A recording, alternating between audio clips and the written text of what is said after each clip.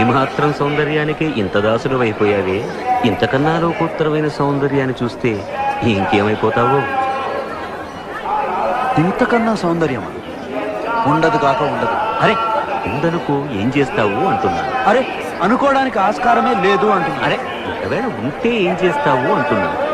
ఇంతకన్నా ఆనందప్రదమై, ఆద్యంత రహితమై, అనంతమై, నా హృదయమంతా నిండి నన్ను తనలో నింపుకునే సౌందర్యమై ఉంటే అరే ఉండదయ్యా స్వామి. అరే ఉంటే ఏం చేస్తావయ్యా?